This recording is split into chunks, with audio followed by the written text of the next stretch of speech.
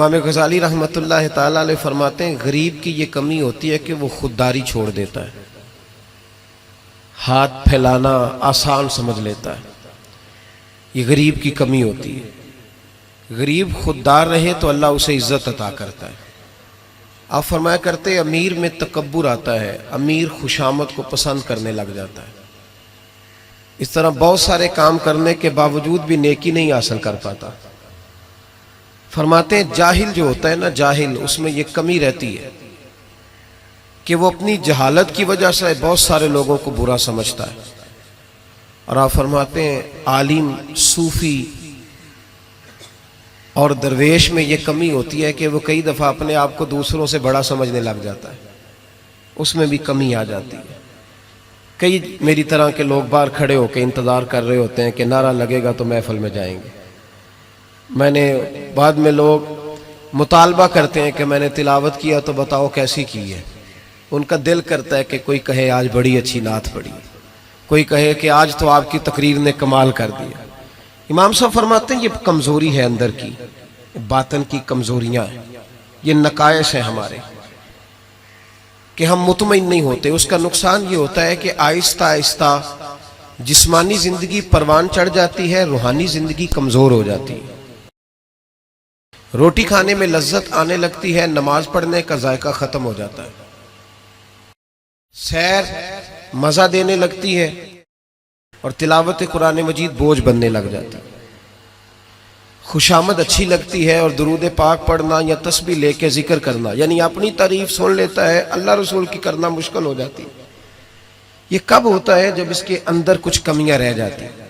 بخار چڑھنے سے انسان کا چہرہ مورا اسی طرح رہتا ہے، لیکن چونکہ اس کا باطنی نظام خراب ہو جاتا ہے، اب مرضی کا کھانا بھی پکا ہو تو کھانے کو دل نہیں کرتا، کیونکہ اندر کا نظام گڑبڑ ہو گیا۔ اگر تو اپنی اس کمزوری کو دور کرنے میں کامیاب ہو گیا تو پھر تو کامیاب ہے، اور اگر تو اس کمزوری میں الجھ گیا تو پھر تو پہلے سے بھی زیادہ تباہ ہو۔ لَقَدْ خَلَقْنَا الْإِنسَانَ فِي أَحْسَنِ تَقْوِيمٍ ہے یہ سب سے پیارا، لیکن ثُمَّ رَدَدْنَاهُ اسفل سافلین، کئی دفعہ گر جاتا ہے سب سے نچلے طبقے۔ ایک غلطی ہوتی ہے، ایک گناہ ہوتا ہے، اس کو لوگ ٹھیک نہیں کرتے، اپنے آپ پر محنت نہیں کرتے۔ ایک گناہ ساری باطنی بیماریوں کا پیش خیمہ بنتا ہے۔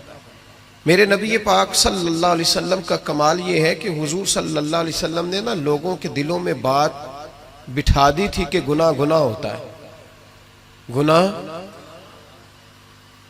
آج کا سب سے بڑا مسئلہ یہ ہے کہ لوگ گناہ گار ہو کے بھی اپنے آپ کو گناہ گار ماننے کو تیار نہیں، تسلیم نہیں کرتے۔ پتہ ہے میں متکبر ہوں، پتہ ہے جو آدمی کہتا ہے نا فلاں نے مجھے سلوٹ نہیں کیا، اصل میں وہ خود متکبر ہوتا ہے، لیکن وہ سامنے والے پہ الزام لگا رہا ہے دیکھو جی مجھے ہی سلوٹ نہیں کیا۔ تو بھائی آپ کون ہوتے ہیں پہلے بتائیں نا؟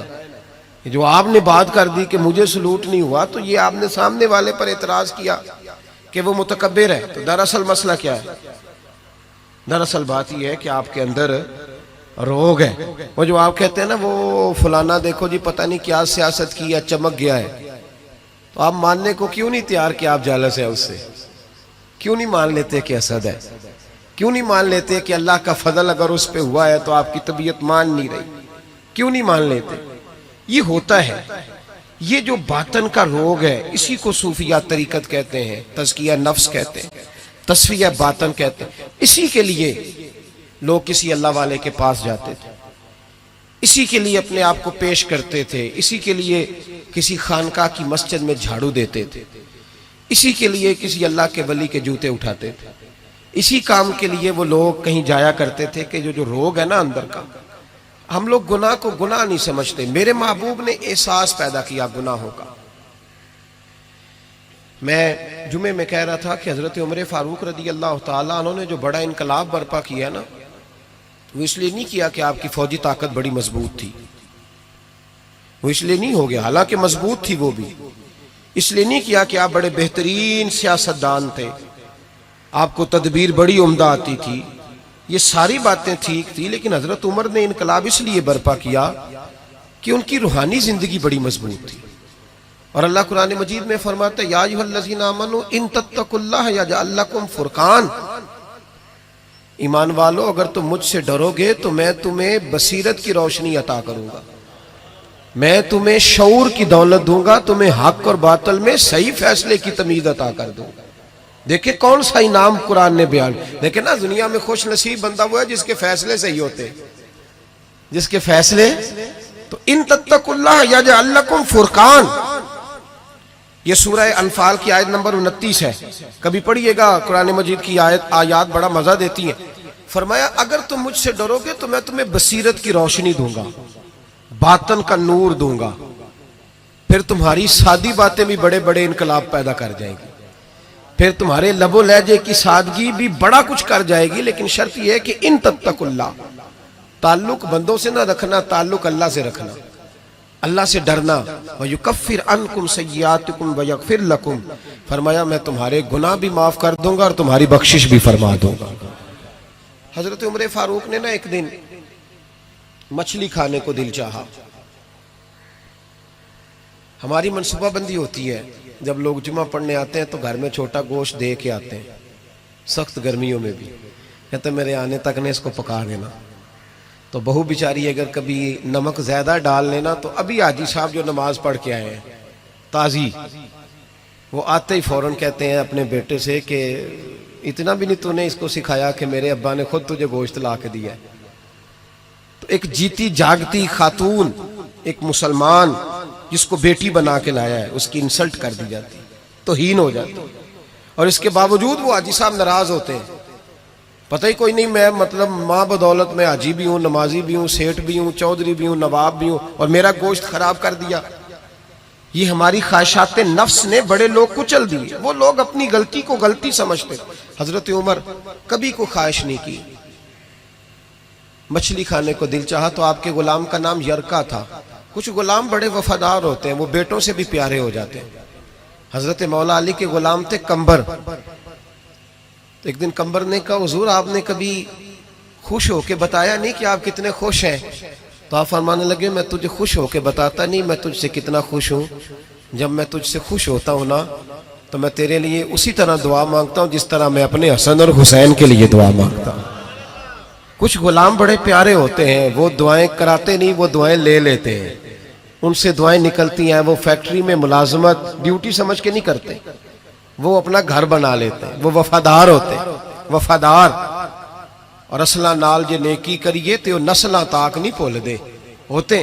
تو یرکا آپ کا بڑا وفادار غلام تھا۔ ایک دن آپ نے کہا مچھلی کھانے کو دل کرتا ہے، لیکن مسئلہ یہ ہے کہ 8 میل جانا پڑے گا مچھلی لینے، 8 میل آنا پڑے گا، رہنے دو کھاتے ہی نہیں، چھوڑو اپنے لیے اب چھوٹی سی خواہش کے لیے اتنی مشقت کرنا۔ حالانکہ لوگ لاہور سے گجرانوالے روٹی کھانے چلے جاتے ہیں آج بھی، اور گجرانوالہ والے بھی کئی لاہور آ جاتے ہیں، صبح نہاری سنیں اچھی ملتی ہے۔ ویسے کہا جائے کسی کو کہ گھر سے اٹھ کے مسجد میں محفل ہے تو کہتے ہیں بس گھٹنے نہیں کام کرتے، کمر میں تھوڑی تکلیف ہے، رات میں دیر سے آیا تھا۔ حضرت عمر نے کہا اب 8 میل جانا 8 میل آنا میری مچھلی کے لیے چھوڑو۔ وہ غلام کہتے ہیں میں سالوں سے آپ کا خادم تھا، کبھی آپ نے کوئی خواہش کی نہیں تھی، پر آج جب کی نہ خواہش تو میں نے کہا کہ خواہش کر لی ہے اور کی بھی پہلی دفعہ ہے تو میں پوری نہ کروں۔ کہتے ہیں جناب عمر نماز پڑھنے گئے تو مجھے پتا تھا کہ کچھ مہمان آئے ہیں، عصر ان کی ہو جائے گی۔ کہتے ہیں میں نے حضرت عمر کے پیچھے نماز پڑھی، ظہر کی 2 رکعتیں سنت پڑھ کے تو میں گھوڑے پہ بیٹھا، عربی نسل کا گھوڑا بندھا ہوا تھا، دوڑا کے گھوڑا میں پہنچ گیا۔ عربی نسل کے گھوڑے کو 8 میل کیا کہتے ہیں؟ کہتے ہیں ایک ٹوکرا مچھلی کا خریدا، کئی کلو مچھلی خرید کے تو میں حضرت عمر کی عصر کی نماز ہونے سے پہلے پہلے واپس بھی آ گیا۔ کہتے ہیں گھوڑے کو میں نے ٹھنڈی چھاؤں میں باندھا تاکہ اس کو پسینہ آیا تو خشک ہو جائے، جناب عمر کہیں دیکھ نہ لے۔ کہتے ہیں وہ اس کو پسینہ خشک ہو گیا، جب میں اس کے قریب گیا تو گرد و غبار، وہ پسینہ خشک ہوا تو جو مٹی کیچڑ تھا وہ خشک ہو گیا، تو میں نے کہا حضرت عمر تو پھر دیکھ لیں گے۔ کہتے ہیں میں فٹافٹ گھوڑے کو کنویں پہ لے گیا، میں نے اسے غسل کرایا اچھی طرح، جب گھوڑے کو غسل کرایا پھر لا کے چھاؤں میں باندھا۔ ہماری خواہشیں ہوتی ہیں تو کیا حال ہوتا ہے، لیکن یہ خواہش پوری کر کے ڈر رہے ہیں، ضمیر زندہ ہے نا، اندر کے روگ ختم ہو چکے۔ فرماتے ہیں کہ جب عصر کی نماز پڑھ کے حضرت عمر آئے میں نے بھی نماز ان کے پیچھے پڑھی. گھر آئے تو میں نے کہا حضور اللہ نے آپ کی خواہش پوری کر دی ہے, مچھلی کا بندوبست ہو گیا ہے, بس تھوڑی دیر میں پکا کے پیش کرتا ہوں. کہتے میں نے یہ لفظ کہے تو جناب عمر اٹھے اور گھوڑے کے پاس چلے گئے. گھوڑے کی پشت پہ ہاتھ پھیرا, اس کی ٹانگوں پہ ہاتھ پھیرا.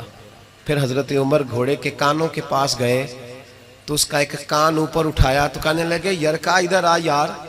تو میں قریب آیا تو کہنے لگے تو نے سارا گھوڑا دھو ڈالا ہے پر کانوں کے پیچھے سے پسینہ خشک کرنا تجھے یاد ہی نہیں رہا. وہ کانوں کے پیچھے تو جہاں نہیں تو نے پانی ڈالا, تو بھول گیا تھا. اور پھر حضرت عمر گھٹنوں کے بل زمین پہ بیٹھ گئے. کہنے لگے او یار یرکا ادھر آ, تیری وفا میں شک کوئی نہیں پر میں کوئی زیادہ نیک آدمی نہیں ہوں, میں کوئی زیادہ پرہیزگار نہیں ہوں. میں تو دعائیں مانگتا ہوں میری نیکیاں بدیاں برابر کر کے اللہ مجھے معاف کر دے. میں نے کوئی زیادہ تقوی نہیں اختیار کیا. یار ایک بات بتا, اگر یہ گھوڑا قیامت کے دن اللہ کی بارگاہ میں کہے کہ یا اللہ عمر نے اپنی ایک خواہش پوری کرنے کے لیے مجھے 16 میل کا سفر کرایا, اے اللہ میں جانور تھا, بے زبان تھا, یہ میری غلطی تھی, 16 میل کا سفر ایک خواہش پوری کرنے کے لیے. تو یرکا تو بتا میرے جیسا وجود کا کمزور آدمی مالک کے حضور گھوڑے کے سوال کا جواب کیسے دے گا؟ وہ یرکا کہتے ہیں میں اپنے باپ کے فوت ہونے پہ اتنا نہیں رویا تھا جتنا میں آج رویا. میں تڑپ اٹھا کہ حضور یہ والی سوچ, یہ والا. یہاں تو لوگ اپنے نوکر کو 4 تھپڑ مار کے کہتے ہیں پھر کیا ہو گیا, میں تیرا مالک نہیں. اس کو رسوا کر کے کہتے ہیں پھر کیا ہو گیا, کوئی بات ہے. یہاں بہو کو 20 گالیاں دے کر اور غریب رشتہ دار کو برا بھلا کہہ کر اپنے ملازم کو لوگ نیچا دکھا کے خوش ہوتے ہیں. کہتے ہیں دیکھا نا پتہ چلا میں چودھری ہوں, میں افسر ہوں, میں فلاں ہوتا ہوں, میری چدراہٹ. غلام رونے لگا. جناب عمر کہنے لگے اب اس طرح کر, گھوڑے کو تھوڑا چارہ اضافی ڈال اور جو تو مچھلی لے کے آیا ہے نا یہ مدینے کے کسی غریب گھر میں لے جا اور ان غریبوں کو ساری مچھلی دے کے کہنا تیری بخشش کی دعا بھی کریں, عمر کی معافی کے لیے بھی دعا کریں. جب ضمیر زندہ ہوتا ہے نا پھر اتنی سی بات بھی بوجھ بنتی ہے, اور اگر ضمیر مر جائیں تو لوگ قتل کی بھی وضاحتیں دینے لگ جاتے ہیں, لوگ کروڑوں کی کرپشن کر کے اس کی بھی وضاحتیں دینے لگ جاتے ہیں. لوگ اس کے حق میں بھی جب ضمیر مردہ ہوتے ہیں. میرے محبوب نے وَيُزَكِّيكُمْ کی شان کے ساتھ کمال یہ دکھایا ہے, ضمیر زندہ کر دی, زندہ کر دیے ضمیر. ذرا ذرا سی پڑھیے نا بخاری, قبیلہ غامدیہ کی ایک عورت نبی پاک کی بارگاہ میں آئی. کوئی اسے گرفتار کر کے نہیں لایا, کسی نے درے مار کے نہیں منوایا, خود آئی. آ کے عرض کرنے لگی یا رسول اللہ میں بھول گئی تھی, شادی شدہ ہونے کے باوجود زنا کر بیٹھی ہوں اور جب سے غلطی ہوئی ہے ساری ساری رات نیند نہیں آتی, حضور مہربانی کی جائے. نبی پاک صلی اللہ علیہ وسلم دیکھیں یہاں مجرم مانتا ہی نہیں اور یہاں مجرم کیا کہہ رہے ہیں. حضور فرمانے لگے ہمیں کیسے پتہ چلے گا کہ تو نے گناہ کیا ہے, یعنی تو ثابت کر کے تو گناہ گار ہے کہ نہیں. امام نووی شرح مسلم میں کہتے ہیں کمال ہے کہ وہ خاتون کو ثابت کرنا پڑ رہا ہے. تو وہ رو کے عرض کرنے لگے یا رسول اللہ میرے پیٹ میں ناجائز بچہ ہے, یہ دلیل ہے کہ میں گناہ گار ہوں, میرا شوہر تو ہے ہی نہیں. شارحین نے لکھا ہے کہ وہ کہیں جہاد پہ تھے یا جو بھی مانا تھا, ناجائز بچہ ہے. تو محبوب نے فرمایا گویا غلطی تیری ہے, تیرے بچے کی تو نہیں نا, جا جب بچہ پیدا ہو پھر آنا. سنو قید نہیں کیا جیل میں کہ بھاگ نہ جائے, اس لیے کہ جن کے دل قید کر لیے جائیں ان کے وجود قید کرنے کی ضرورت نہیں ہوتی. فرمایا جاؤ بچہ پیدا ہونے پر آنا. حضرت ابو ہریرہ فرماتے ہیں بچہ پیدا ہونے کے بعد 8 مہینے کے بعد آئی, گود میں چاند سا بچہ ہے.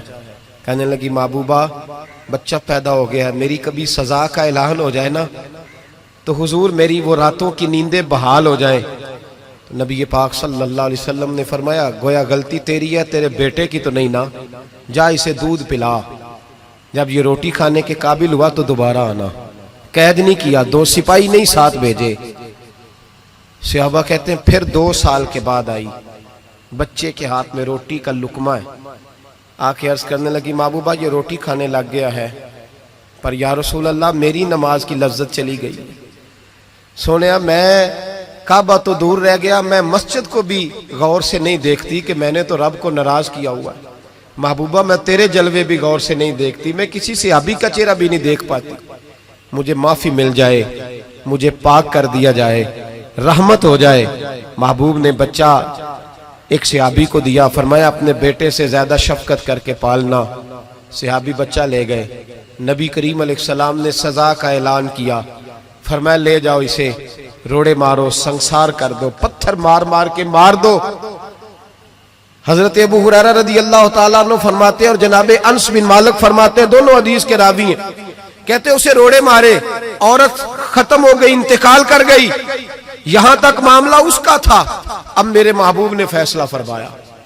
अब नबी पाक ने बात इरशाद फरमाई, दो सहाबियात को बुलाया, फरमाया जाओ उसकी लाश को उठाओ, गुस्ल दो, कफन दो, और जब दे लो फिर मुझे इत्तला करना। हजरत अनस बिन मालिक कहते हैं उसे उठाया गया, गुस्ल दिया, कफन दिया, जब इत्तला दी ना तो कहते हैं हमारे रोंगटे खड़े हो गए, वजूद कांपने लगा। नबी पाक ने फरमाया सफ़े बनाओ, मैं खुद इसका जनाजा पढ़ाऊंगा, सफ़े बनाओ, मैं जनाजा पढ़ाऊंगा। समझने की बात, सफ़े बनाओ, मैं जनाजा पढ़ाऊंगा। हजरत अनस बिन मालिक फरमाते हैं उसका हुजूर ने जनाजा पढ़ाया, और फिर जितनी देर में ऊंट ज़िबा करके गोश्त बना के खाल उतार के बांट दिया जाता है, इतनी देर नबी पाक उसकी कब्र पे खड़े होके दुआ करते रहे। इतना टाइम हुजूर ने लगाया। एक सहाबी ने कहा या रसूल अल्लाह, इसके लिए जिसने नाजायज बच्चा जना, इसके लिए आपने इतना एहतमाम किया? तो महबूब ने फरमाया चुप कर, तूने उसका गुनाह देखा है, एहसास नहीं देखा? तूने उसकी गलती देखी है, तौबा नहीं देखी? और क्या जुमले हैं, क्या अंदाज है महबूब का। हुजूर फरमाने लगे उसने ऐसी आला तौबा की है, ऐसी आला तौबा की है, अगर मैं अपनी सारी उम्मत में बांट दूं तो अल्लाह सबकी बख्शिश फरमा देगा। मसला यहां ये बन गया, एहसास रुखसत हो गया। हमारा हाल ये है कि हम अपने वजूद पर लाशों का बोझ तो लिए फिरते हैं, लेकिन अपनी गलतियों को सुधारने को तैयार नहीं होते। हम अपनी खताएं ठीक करने को तैयार नहीं। और ये याद रखें, आदतें बदल जाया करती हैं, आदतें बदलती हैं। हुजूर आदतें बदलने ही तो आए हैं, अखलाकियात ठीक होते हैं, हुजूर अखलाक संवारने ही तो आए हैं। इंसान बदल जाता है, महबूब ने बदल दिए लोग, हुजूर बदलने ही आए हैं। शर्त ये है कि हम थोड़ा एहसास पैदा करें। एहसास, हमारा एहसास तो खींच के ले गया है हमारा सोशल मीडिया, हमारा एहसास तो खींच के ले गया है हमारे रवैये। बाप और बेटा इकट्ठे बैठे होते हैं, बाप कह रहा होता है बेटे बड़ी परेशानी है, तेरी बहन का निकाह करना है। तो बेटा कह रहा होता है अब्बा जी जरा 1 मिनट ठहरें, ये पोस्ट बड़ी आला आई है, ये जरा देख लें पहले क्या निकला है। दिल के लिए मौत ये मशीनों की हुकूमत।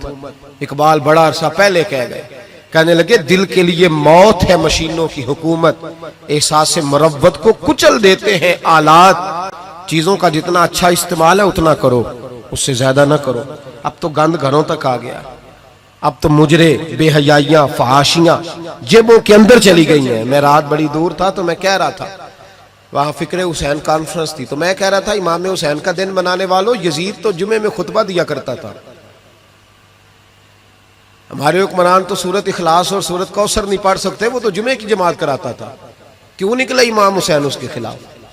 इमाम हुसैन के सारे खुतबे पढ़ के देख ले। इमाम हुसैन फरमाया करते थे तार के नमाज है, शराबी है और रंडियों का नाच देखता है, और जिसमें ये चीजें पाई जाए वो मुसलमानों का हुक्मरान नहीं हो सकता।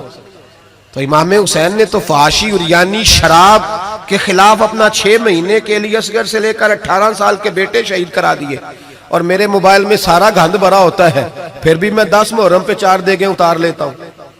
सारी सारी रात बेहयाई देखना, सारी सारी रात फानी, फाशी और उरियानी को फरोग देना, और 10 मुहर्रम आना तो मोटे मोटे आंसू भी गिराना कि मुझे इमाम हुसैन से प्यार है। तो ये हमसे ना रकम होंगे कसीदे यजीद के। हम लोग तो हुसैन के सीरत निगार हैं। दो रंगी छोड़ के यक रंग हो जा, सरासर मोम हो जा या फिर संग हो जा। एक काम कर, सारा साल यजीद की फिक्र को प्रमोट करना, सारा साल यजीद का सपोर्टर वोटर रहना, बड़े शराबी के बड़ी फोटो के नीचे छोटी अपनी भी लगवाना, और 10 मुहर्रम को देगे पका के हुसैनी बनने की नाकाम कोशिश करना।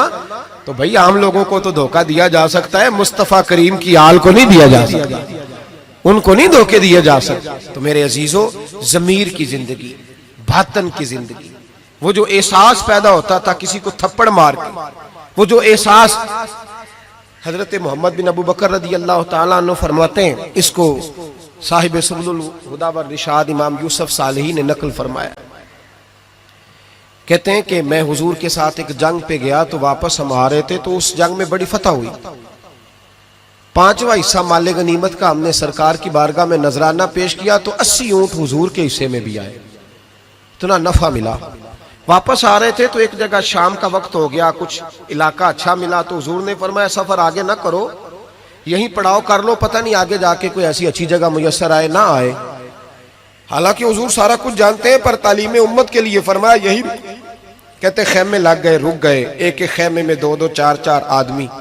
فرماتے ہیں میرے خیمے میں حضرت محمد بن ابو بکر جناب ابو بکر کے صاحبزادے، تو میرے خیمے میں جو صحابی تھے نا وہ بڑے موٹے تازے تھے، بڑے وجود ان کا بسطۃ فی العلم والجسم، موٹے تگڑے۔ مغرب کی نماز پڑھنے ہم حضور علیہ الصلوۃ والسلام کی بارگاہ عالی مرتبت میں حاضر ہوئے، حضور کے پیچھے نماز پڑھی اقتداء میں۔ کہتے نماز مکمل کر کے نا تو صحابی کا دل کیا میں دست بوسی کروں۔ اس زمانے میں لوگ لکڑی کے جوتے پہنتے تھے، کھڑاؤں کہا جاتا تھا۔ حضور کے قدمین شریفین پر نالین مقدس نہیں تھے، اور حضور کا وجود نا بڑا نازک تھا۔ صحابہ کہتے ہیں جب دست مبارک میں ہاتھ ملاتے تھے تو حضور کا دست مبارک کستوری سے زیادہ خوشبو والا ہوتا تھا اور برف سے زیادہ ٹھنڈا ہوتا تھا۔ تو فرماتے ہیں حضور کی بارگاہ میں نا نماز کے بعد جب صحابہ بکھرے تو وہ بھی آگے بڑھے سلام، یہ کچھ لوگ آتے ہیں سلام لینے، مجھے بڑی تکلیف ہوتی ہے جب دھکے لگتے ہیں نا تو میں کہتا ہوں یار نہ آیا کرو، ہم کون سا کوئی اتنے اعزاز والے لوگ، پھر دھکے لگ، اور کچھ اتنی محبت سے سلام لیتے ہیں، اتنی محبت سے سلام لیتے ہیں کہ کئی دفعہ جوڑ ہل جاتے ہیں، اتنا زبردست سلام لیتے ہیں۔ وہ پیچھے کھڑے ہوتے ہیں تو ہاتھ کھینچ لیتے ہیں، اب وہ طبیعت بھی نہیں چاہتی کہ کسی کو کچھ کہا جائے، لیکن وہ بعد میں محسوس ہوتا ہے کہ یہ محبت ہوئی ہے، اور محبت میں معاملات بڑے دور نکل جاتے ہیں کئی دفعہ۔ تو محبت تو اس کا نام ہے کہ محبوب کو آسانی کس بات میں ہے، محبوب کو آسانی کس بات میں ہے، محبت اس چیز کا نام، اس چیز کا نام نہیں کہ میں کیا خواہش کر رہا ہوں محبوب وہ والی کرے، نہ وہ راضی کس بات میں ہے، میں گڈی تے ہتھ ڈور سجن دے وہ جینج رکھے اونج رہنا ہے، واجب نہیں جے وچ شریعت مندہ خسم نو کہنا، بات تو یہ ہے کہ اس کو آسانی کس بات میں، عام دام برسرے مطلب۔ وہ سلام لینے کے لیے جب آگے بڑھے نا تو جوش میں دوڑ کے آگے بڑھے، حضور کے دست مبارک کو چوما، لکڑی کے جوتے پہنے تھے، حضور کے قدم مبارک پہ جوتا نہیں تھا، انہوں نے اپنے پیر سے حضور کا پیر دبا دیا۔ تو جو ہے میری بات پر، یہ باٹا کے جوتے پہننے والا جب کسی کا پیر دباتا ہے نا اور بندہ بھی تگڑا ہو تو ایک دفعہ سمجھ آتی ہے کہ کسی نے پیر دبایا ہے۔ تو محبوب کے دست مبارک میں چھڑی رہتی تھی، سنت مبارکہ ہے چھڑی رکھنا، عصا مبارک۔ جب اس صحابی نے پیر دبایا نا تو نبی پاک اب وہ چھوڑ بھی نہیں رہے، دیر ہو گئی، پیر پہ پیر رکھ کے کھڑے، تو تکلیف محسوس کی، سرکار نے تو چھڑی پیٹ میں چبھائی، فرمایا یار میرا پیر تو چھوڑ دے۔ اب وہ پیچھے ہٹے تو بڑے پریشان ہوئے کہ یہ مجھ سے کیا ہو گیا، کانپنے لگے، رونے لگے۔ حضور نے فرمایا کوئی بات نہیں جاؤ۔ صحابہ نے بھی ذرا گھور کے دیکھا، محبوب نیچے بیٹھ گئے، اپنا قدم مبارک دبایا۔ حضرت محمد بن ابو بکر کہتے ہیں ہم اپنے خیمے میں ہم لوگ چلے گئے، عشاء کی نماز بھی حضور کے پیچھے پڑھی، پر وہ صحابی ساری رات سو نہیں سکے، یار یہ مجھ سے کیا ہو گیا، گرا جو ان کی نگاہ سے وہ سنبھل نہیں سکتا، میں نے حضور کو تکلیف دی، محبوب کو تکلیف دی، کہتے وہ تڑپنے لگے، رونے لگے، یہ مجھ ساری رات۔ میں تسلی دیتا کہ یار وہ کوئی ایسی ویسی بات نہیں، اللہ نے ہمارے محبوب کو رحمت للعالمین بنایا، اور حضور جانتے ہیں کہ تو نے جان بوجھ کے ایسا نہیں کیا، لیکن وہ اندر کا جو ہے نا وہ ماحول وہ ان کو سونے نہیں دیتا۔ کہتے ہیں سحری کا وقت ہوا تہجد کا، تو سیدنا بلال حبشی آئے، خیمے کے باہر کھڑے ہو کہنے لگے بندہ کدھر ہے جس نے کل مغرب کے وقت حضور کا پیر دبایا، کدھر ہے؟ کہتے ہیں اب تو وہ اور ڈرے اور کہنے لگے لگتا ہے میری مذمت میں قرآن آ گیا۔ محبوب کی غیر ارادی بے ادبی بھی اللہ کو پسند نہیں، کہا لگتا ہے آیتیں آ گئی، پتہ نہیں میرے بارے میں کیا حکم آیا ہوگا، آپ اپنے ابا سے کہہ کے میری سفارش کرائیں گے، جناب صدیق اکبر سے کہیں گے، کہیں ایسا نہ ہو کہ میری دنیا بھی جائے اور آخرت بھی جائے۔ کہتے تڑپتے سسکتے در رسول پہ پہنچے، سحری کا وقت حضور تشریف فرما ہے، کہتے اب میں اور وہ منتظر تھے کہ کوئی ایسا حکم آئے گا، پتہ نہیں کیا بنے گا اور اس حکم کے معاملے میں پھر کہاں تک بات جائے گی. قربان جائے جب حضور کے سامنے کھڑے ہوئے تو سارا کچھ جاننے والے محبوب نے اپنی امت کی تعلیم کے لیے فرمایا بھائی عشاء کے بعد ہی تجھے بلانے کا ارادہ ہوا تھا, پھر خیال آیا کہ تو کہیں سویا ہوگا, سحری میں لوگ اٹھ جاتے ہیں تہجد کے لیے اس لیے تجھے بلایا ہے. فرماتے ہیں اب انتظار تھا کہ وہ بڑی بات آئے, ڈر رہے تھے, لیکن قربان جائیں نبی پاک نے پیر دبانے کا ذکر ہی نہیں فرمایا. حضور فرمانے لگے بلایا اس لیے ہے کہ کل شام میں نے تیرے پیٹ میں چھڑی چبھو دی تھی, تجھے تکلیف ہوئی ہوگی تو اللہ کی رضا کے لیے معاف نہیں کر دیتا. جناب محمد بن ابو بکر کہتے ہیں پہلے تو وہ اکیلا روتا تھا, اب ہم سب نے رونا شروع کر دیا. حضور آپ کیا فرمانے؟ کہنے لگے نہیں یار بیچارے کا پیٹ بڑا ہے, میں نے چھڑی چبھو دی, اس کو تکلیف ہوئی ہوگی. اور کیا لفظ ہے حدیث میں, محبوب فرمانے لگے میں ساری رات سو نہیں سکا, اس کا وہ درد. او بھائی تو اپنے ابا کو سخت بات کہہ کے آ کے بیڈ پہ آرام سے سو جاتا ہے, تو اپنی اماں کو سخت جملہ کہہ کے وہ تڑپتی رہتی ہے, اسے وہ ساری راتیں یاد آتی ہیں جو اس نے بیٹے کے لیے بیدار رہ کے گزاری ہوتی. تو ایک فکرہ کہہ کے تو سوچتا ہی نہیں, کہنے والے تو کہہ ہی دیتے ہیں, یہ سننے والے ہیں جو کمال کرتے ہیں, تو نے خیال ہی نہیں کیا. محبوب فرمانے لگے سو نہیں پایا, چل اللہ کی رضا کے لیے معاف کر دے. تو کہنے لگے حضور وہ تو میں نے پیر دبایا تھا اس لیے آپ نے مجھے چھڑی چبھوئی, آپ کیا کہہ رہے ہیں؟ تو محبوب فرمانے دیکھیں وضاحت دیکھیں, محبوب فرمانے لگے تو نے تو ان دیکھے پیر دبایا تھا, میں تو دیکھ رہا تھا, مجھے نہیں چھڑی چبھونی چاہیے تھی, چل تو کہہ میں نے معاف کیا. تو عرض کرنے لگے حضور جس طرح آپ راضی ہیں میں بھی اسی طرح ہی راضی ہوں. محبوب فرمانے لگے تو راضی ہے پر میں نہیں ابھی راضی. حضور آپ کیسے راضی ہوتے ہیں؟ فرمایا جی 80 اونٹ میرے حصے میں آئے ہیں, اگر تو سارے تحفے میں قبول کرے تو میں راضی ہو جاؤں گا.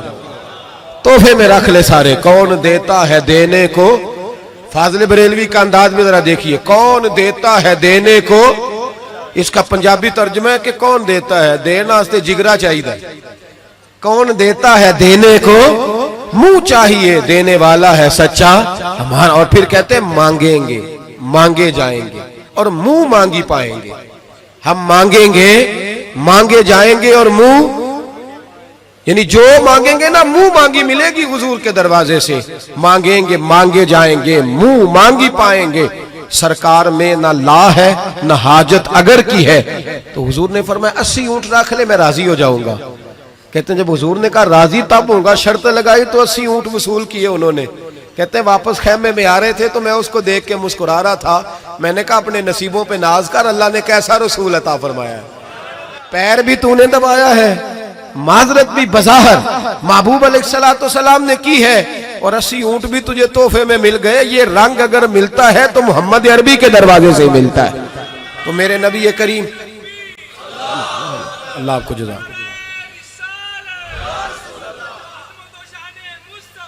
میرے بھائی جو مضمون میں نے آپ کی خدمت میں چھیڑا ہے نا, جو بات وہ یہ ہے کہ احساس, اندر جو کمی ہے نا, جو غلطی ہے اس کا احساس. یہ نہ دیکھے سامنے والا کیا کر رہا ہے, کہتے ہیں جی میں صحیح سے صحیح ہوں اور برے سے, تو یہ کمال ہے کوئی؟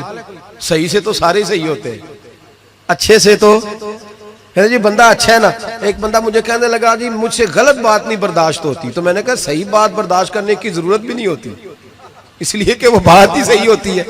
مجھ سے غلط بات برداشت, تو پھر مثلا برداشت پھر کیا ہوتا ہے؟ صحیح بات تو برداشت کرنے کی ضرورت ہی, غلط بات ہی تو برداشت کرنی ہوتی ہے کہ برداشت کر کے سامنے والے کو سمجھایا جائے, اسے قائل کیا جائے, اسے کہا جائے کہ تو غلطی پہ ہے لیکن اس کی بات برداشت کی جائے. اینٹ کا جواب پتھر سے دے دینا یہ کوئی کمال ہے؟ کمال ہے اس کا نام کہ غلط بات برداشت کی جائے. صحیح بات تو ہوتی صحیح ہے, اس میں برداشت کرنے والی کیا بات ہے؟ میرے بھائی احساس پیدا کریں. کہاں کس سے کمی رہ گئی؟ حضرت سالبہ بن عبد الرحمن حضور کے صحابی ہیں. نبی پاک صلی اللہ علیہ وسلم نے فرمایا جاؤ فلاں آدمی کو بلا کے لاؤ. بلانے چلے گئے تو رستے میں ایک عورت بے پردہ تھی. ایک نظر اس کو دیکھا, پہلی نظر ویسے ہی معاف ہے, دوبارہ اب جو دیکھتا ہے وہ جان بوجھ کے دیکھتا ہے. دوبارہ نظر اٹھی. ہمارے ہاں ساری سزا عورتوں کے لیے ہے کہ پردہ کریں, حالانکہ پردہ مرد کا بھی ہے. جی گھورنے لگ گئے آپ مجھے. پردہ جس طرح عورتوں کو حکم ہے نا کہ نظریں نیچی رکھو, اسی طرح مردوں کو بھی حکم ہے. کہ تم بھی اپنی نظریں، اگر عورت سامنے بے پردہ آ جائے گی تو مرد یہ نہیں کہے گا وہ کھوئے پردہ ہی نہیں کر دی، اب وہ کیا کرے گا؟ بولے تو پھر مردوں کا بھی پردہ ہوا کہ نہ ہوا؟ ہمارے ہاں عجیب معاملہ ہے، پردہ صرف عورتوں کا ہے، مرد کو کھلی چھٹی ہے، جو مرضی گند من دیکھتا پھرے معاذ اللہ۔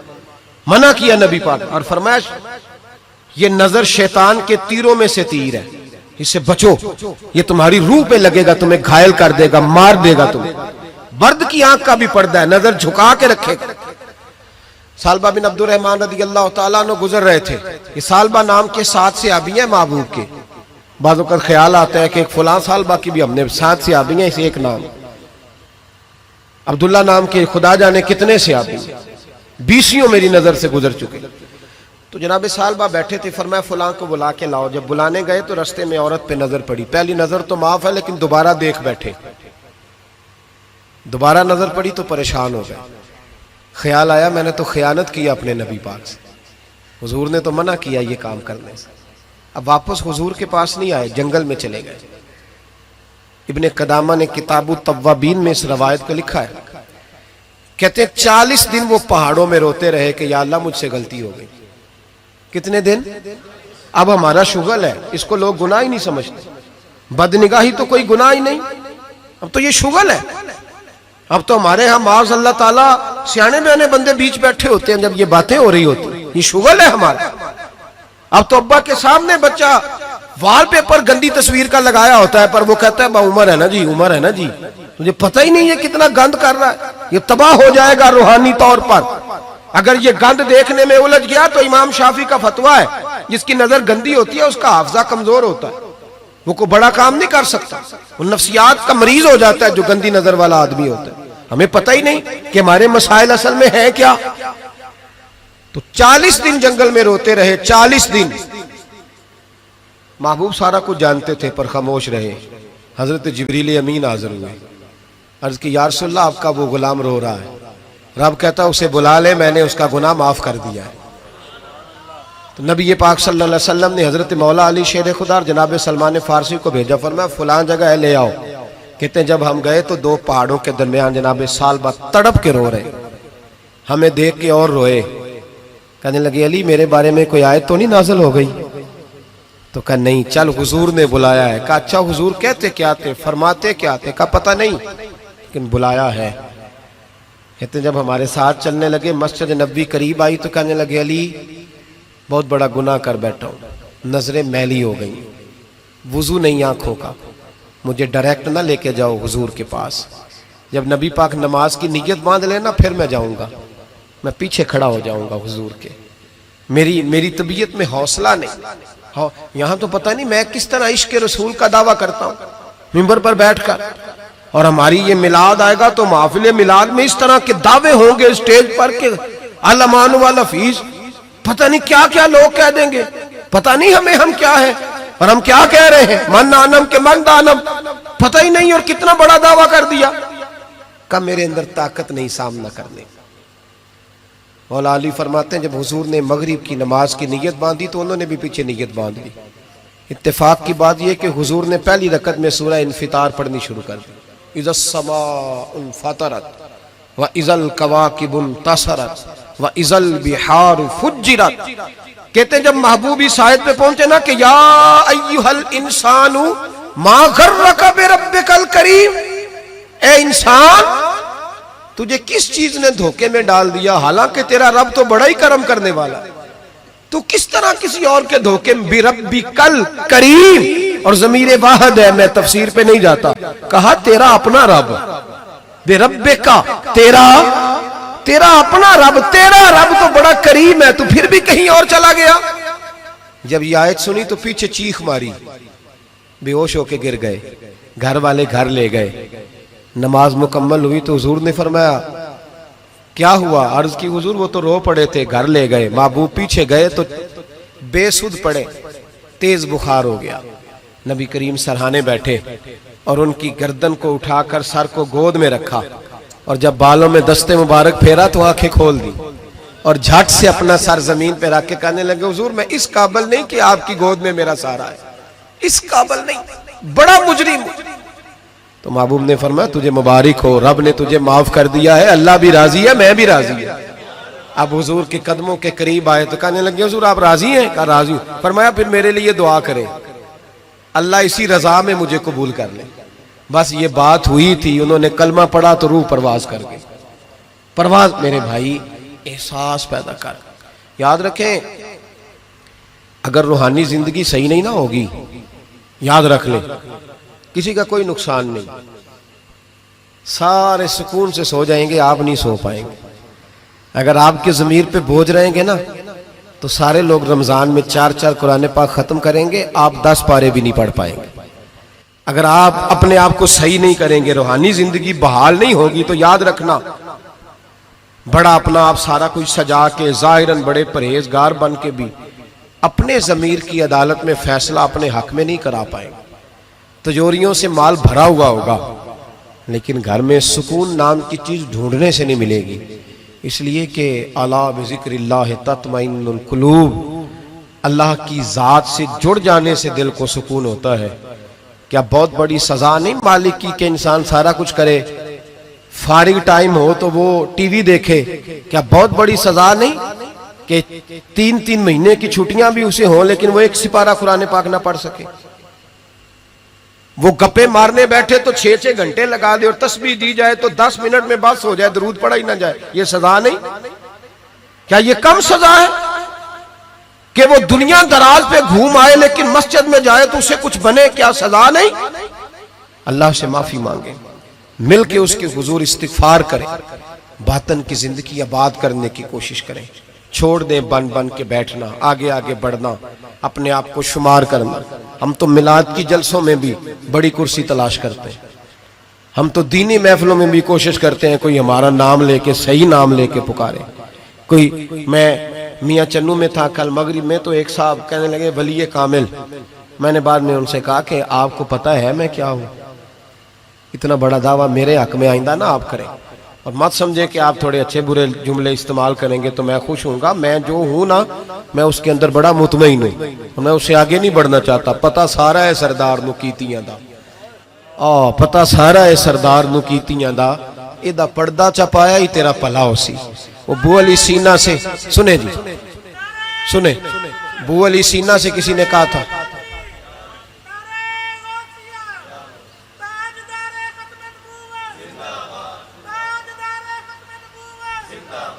اب ان کی اس بات پر اور اس عمل پر ایک شعر سن لے میاں محمد بخش صاحب کا۔ میاں صاحب کہا کرتے تھے جتن جتن ہر کوئی کھیڑے تو ہارن کھیڑ فقیرہ۔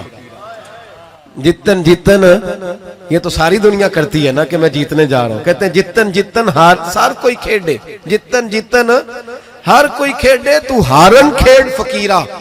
جتن دا مل کوڈی پہندہ ہی ہارن دا مل ہیرا، جتن دا مول کوڈی۔ بو علی سینہ سے کسی نے کہا کہ کیا محسوس کرتے ہو آج کل کچھ حالات بہتر ہے؟ تو بو علی سینہ چونکہ حضرت ابو الحسن خرقانی کے مرید تھے، ہاں سائنسدان ہونے کے ساتھ ساتھ صوفی تھے، درویش تھے، تو بو علی سینہ کہنے لگے کیا کہتے ہو، حالات کس طرح کے؟ کہنے لگے مجھے اپنے گناہوں کا پتہ ہے، اتنے بڑے گناہوں کے باوجود میری پردہ دری نہیں ہو رہی، یہ تھوڑا انعام ہے اللہ تعالیٰ کا، اور اسی زمین پر اس کی نافرمانی کرتا ہوں، اس نے رہنے کے لیے جگہ دی ہوئی ہے، تھوڑا احسان ہے اس کا۔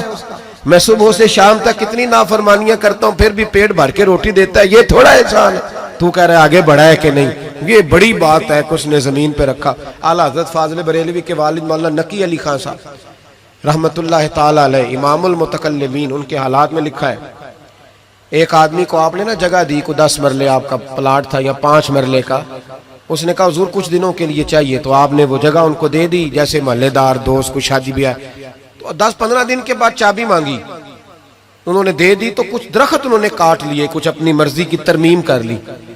تو مولانا نقی علی خان صاحب رحمت اللہ علیہ ناراض ہو گئے، فرمانے لگے میری زمین تھی، مجھ سے پوچھ تو لیتے کوئی تبدیلی کرنی، تمہیں پتہ نہیں میری مرضی کے خلاف تم نے میرے پلاٹ پر یہ کیوں تبدیلی کی؟ یہ اس آدمی کو کہہ کے نا تو 2 منٹ گزرے تو چیخ مار کے رو پڑے۔ کہنے لگا حضور کیا ہوا؟ فرمانے لگے سوچتا ہوں میری 10 مرلے کی زمین پر میں نے تمہیں اپنی مرضی نہیں کرنے دی، اور میں روز اللہ کی زمین پر اپنی مرضی کرتا ہوں۔ روز رب کی یہ خیال آ گیا، ماننے لگے جاؤ بھائی جاؤ، مجھ سے غلطی ہو گئی، جاؤ۔ یہ سوچ جب پیدا ہوتی ہے پھر بندہ روز نکھرتا ہے، پھر روز وہ غسل کرتا ہے باطن کا، پھر روز ہر جگہ سے اسے نیا سے نیا سبق ملتا ہے۔